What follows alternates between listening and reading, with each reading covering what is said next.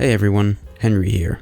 In this video, I just want to talk about my latest adventure map, the Monster Hunter, where I got the ideas from, struggles while building, scrapped ideas, and more. Note that everything I'll tell you here is just a brief summary of how things went down. I'm not going to go into full detail on everything, I just want to give you a little insight on my work in progress.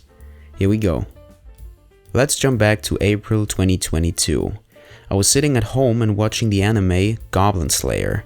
While watching, I thought, man, I really like this character, and not much later the idea for the Monster Hunter was born. Of course, I didn't have the whole story planned out right then and there, but I knew I wanted to work on the map with a knight-like character, so the next day I started building the map. I knew I wanted to build an island with side quests and main quests, that much I knew. But this is where the first problem started to set in: lack of motivation. I started building the island and worked on it for a few days, but then I just completely lost motivation and felt burned out because I had no ideas left. So I started working on Underground Science Associates 2 because that was something I had done before and I knew where I wanted to take the story. Months passed and I released 2 maps, Underground Science Associates 2 and The Masked Man, which was my first try on the horror map. After these 2, I finally decided to get back to the Monster Hunter, till now I left the island for later and started working on the script. First, I wrote down what main missions, side missions and interactions I wanted to have for the map. I wrote down quite a few, but I didn't end up using all of them. Some of it just got scrapped because it would have been too much. I initially planned the map to work completely different than it does now. There was a system which counted the days, and based on which day it was, the side missions and conversations would have changed. That would have been pretty unique and fun, to be honest, but I scrapped it because that would have been way too expensive and way too time consuming. I also had a mechanic planned which was called Investigate. You could find footprints or scratch marks around the map and could investigate these to find secrets, though that mechanic kind of got turned into the talk option for normal conversations. There was also a mechanic where the player could view the map from high above, no matter where they were, but that idea just got turned into the quick travel stations. It just worked better. I also wrote down an idea I had for the first main mission where you gotta save a person from a mine.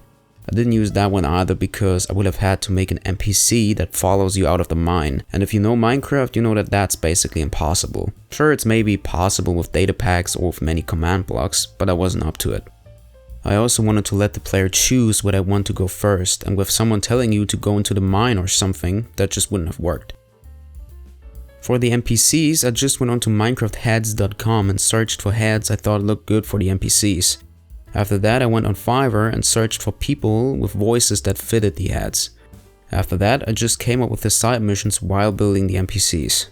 With the help of the ideas I already wrote down, of course. And that was basically it.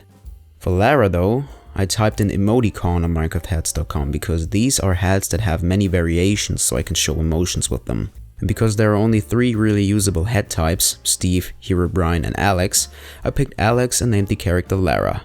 I just came up with the name on the spot. And done. Now I animated some movements for when she talks and when she was walking when you first talk to her. These animations originally were only used on her, but I changed that in the end because the other NPCs felt pretty empty without any. So, I had the map and the NPCs. Now I just needed to build the shop for the weapons. While building, I just really wanted something exotic in the map, so I searched for some data packs on Planet Minecraft and found the Combat Editions data pack made by Gasto. It looked amazing, so I asked him if it would be okay for me to use it and he said, sure, go for it. Though my comment now seems to be deleted, at least I can't find it anymore. Now I was brainstorming how I would handle deaths. I didn't want the player to lose progress when he died because that would have been annoying and it would have gone against the plot because Mabel can revive you, so why should you lose progress? But I also didn't want the player to just rush through dying all the time because there are no consequences. So I came up with the idea of the Mystery Man, inspired by the G-Man from Half-Life. His dialogue in the end changes based on how many deaths you have. He essentially gets angrier the more deaths you have. So if a player was rushing through and dying a lot, he gets yelled at. I think I solved that problem pretty well. Speaking of Mabel, did you know that Mabel was originally planned to be a guy and his name was supposed to be Leo? Though that idea got scrapped pretty early on because I already had a story where the player had a companion, Rusty, and he was a guy. so I just wanted to mix things up a bit. Now for something you might have read already in the map, there was romance planned for the map, and that actually stayed until a week before release. I played the map again for playtesting and I just didn't think it fit. So I left a few hints, but I took out the confession. A little spoiler here, I actually already started very early development on the sequel, and I think I have some more plans for their relationship on that map. Alright, and that's a wrap on this developer commentary video. I hope you liked this video, and if you did, smash the like button and write me in the comments if I should make one of these videos for the Underground Science Associate series, or even the Masked Man. Alright, that's all folks. See ya!